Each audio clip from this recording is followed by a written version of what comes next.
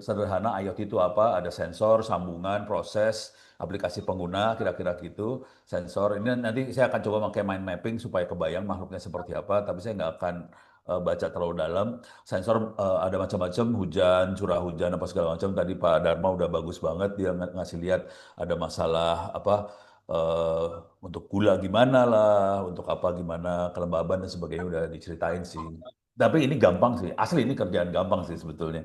Terus masalah nyata di perkebunan juga dijelaskan di sini.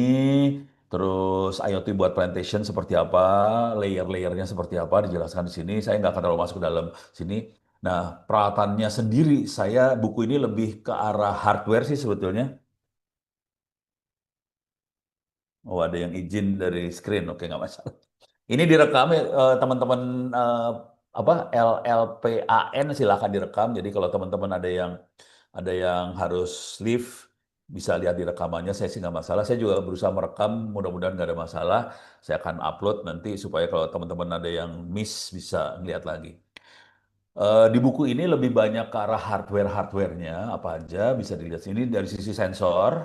Oke. Nah, kemudian yang APRS ini saya akan highlight banget di sini. Soalnya ini solusi IoT make walkie-talkie, make amati radio. Jadi kalau teman-teman punya walkie-talkie, punyanya satpam segala macam bisa kita pakai buat IoT juga sih sebenarnya nggak masalah. Oke, jadi ini kita bisa IoT yang murah, pakai walkie sebenarnya nggak murah-murah banget sih. Walkie-talkie kalau yang buatan Cina harganya 300.000, 200.000 juga udah mulai dapat, kita bisa pakai itu. Jaraknya bisa dahsyat banget, saya pakai walkie-talkie bisa sampai 15 kilometer segala macam. Jadi kalau saya suruh milih, kalau datanya nggak gede, saya akan pakai walkie-talkie sih sebetulnya. Terus ini ada lagi pakai mesh.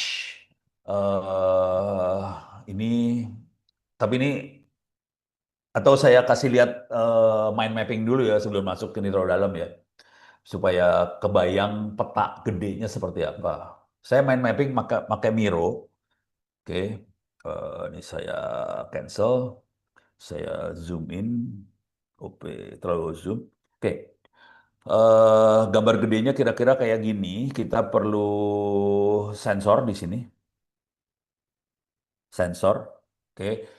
Sensornya harganya murah banget sih sebetulnya. Kalau pakai Arduino, Arduino sendiri harganya 40.000 barangkali ya. Saya pakai ESP32, harganya 40.000 perak, sensornya harganya 15.000 perak. Jadi itu barang-barang murah banget.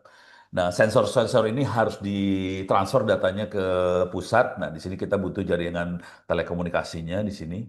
Eh, Telekomunikasi, oke.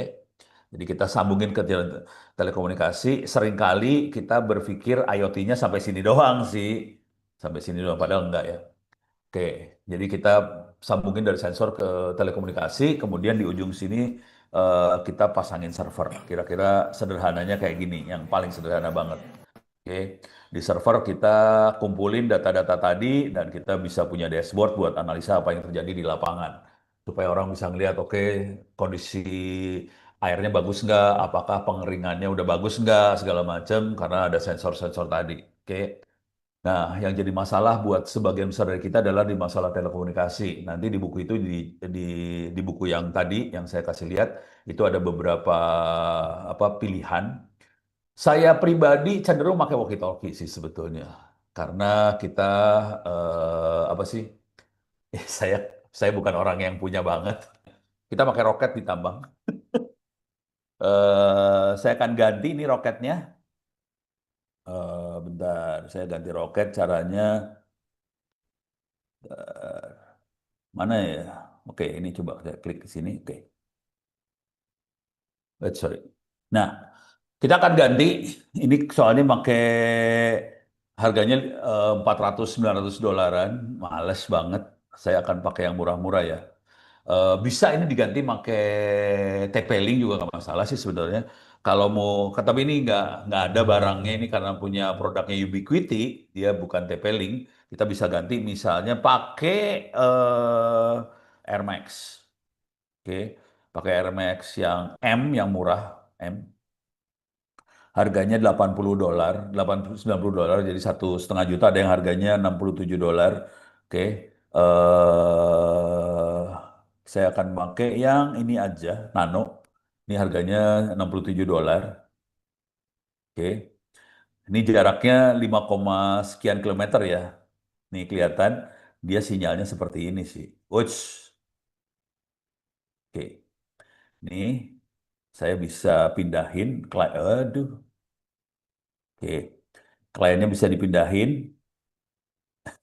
Duh, mouse gua jelek banget sih. Oke. Nah, bisa. Nanti kalau kita ganti pakai antena Omni segala macam, ini antenanya antena sektoral. Jadi dia coveragenya 120 derajat. Kita bisa tahu daerah mana yang di cover, kalau di arah kemana, dan kita tahu klien-kliennya di sebelah mana. Jadi teknik yang kita pakai kira-kira seperti ini sih. Oke, ini nggak bisa nyambung. Yang ini nyambung nih. Biasanya ada halangan di sini. Oh, iya ada halangan di sini. Ada line obstructed, jadi ada halangan. Kalau yang ini nyambung, coba. Ini nyambung, kecepatannya 100 Mbps. Ini pakai WiFi doang ya. Kecepatan 100 Mbps.